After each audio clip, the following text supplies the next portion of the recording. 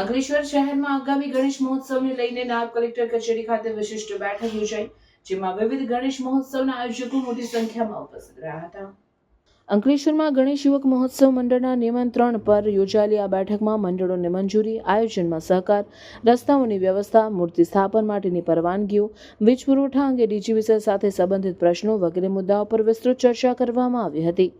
ગણેશ મંડળોના આયોજકોએ નાયબ કલેક્ટર સમક્ષ જાહેર વ્યવસ્થાની તંગી, વીજળીના કટોકટી પ્રસંગો, રોડના ખાડા અને ટ્રાફિકના પ્રશ્નો રજૂ કર્યા હતા તથા તેમના યોગ્ય નિવારણની માંગણી કરી હતી. આ બેઠકમાં નાયબ કલેક્ટર ભૌતિકસિંહ જાડેજા, મામલતદાર કરણસિંહ રાજપૂત, જિલ્લા ભાજપ પ્રમુખ પ્રકાશ મોદી, શહેરના ચીફ ઓફિસર, પોલીસ ઇન્સ્પેક્ટર સહિત વિવિધ શાખાઓના ઉચ્ચ અધિકારીઓ ઉપસ્થિત રહ્યા હતા.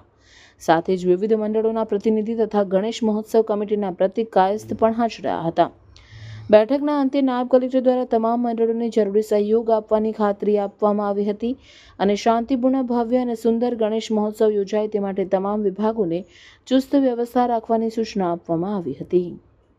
અંકલેશ્વર એસડીએમ કચેરી ખાતે સૌ ગણેશ મંડળો સારી રીતે આવનાર ગણેશ મહોત્સવ સારી રીતે ઉજવાય એ માટે ગણેશ મંડળોની મિટિંગ રાખવામાં આવી હતી.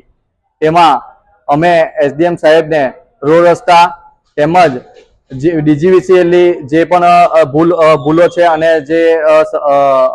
જે સર્વિસ નથી આપી શકતા એના માટેની રજૂઆત કરી હતી.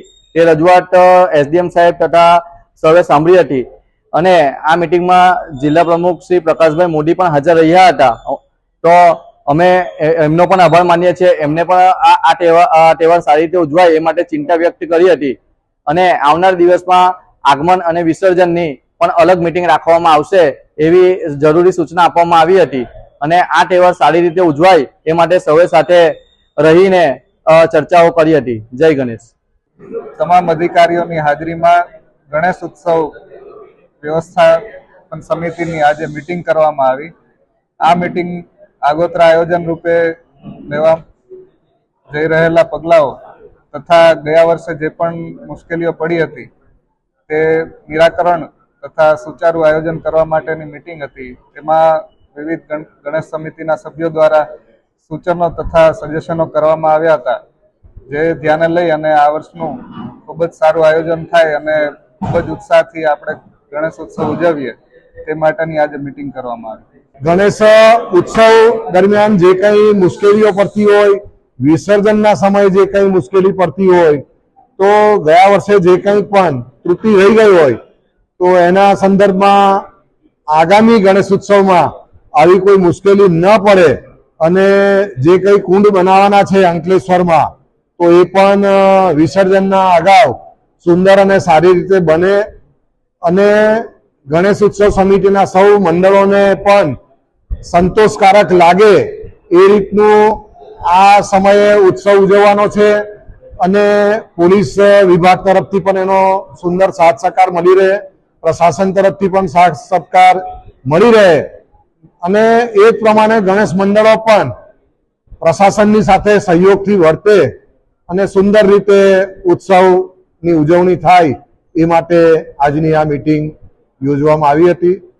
સૌ અહીંયા ઉપસ્થિત રહ્યા, સૌનો આભાર. मोबाइल में एक ऐसा फीचर जो आपने आज तक कभी नहीं देखा होगा. इस मोबाइल में है AI एडिट जनी, जिसमें आपको कोई भी फोटो एडिट करना हो तो सिर्फ वॉइस कमांड देना होगा, फिर वो खुद से फोटो एडिट कर देगा. ये है Realme का newly launch Realme 15 Pro 5G. इसमें है Snapdragon 7 Gen 4 जो स्पीड को बना देगा सुपर फास्ट. इसमें मिलती है 7000 mAh की बैटरी, मतलब आपका फोन तो चलेगा लंबे समय तक और अंडर वाटर फोटोज भी क्लिक कर सकते हो. जिसमें लॉन्च हो चुका है लिमिटेड पार्टी एडिशन, जिसमें मिल रहा है free headphones worth ₹2499, one time screen replacement और इंस्टेंट कैशबैक अप टू 3000. नए पार्टी एडिशन को आप बुक करवा सकते हो 23 to 29 जुलाई तक और वो आपको मिल जाएगा 30 जुलाई से 4 अगस्त तक. तो आज ही प्री बुक करें Realme 15 Pro 5G Bablu mobile Ankleshwar से. For more information and offers follow Bablu mobiles Instagram page.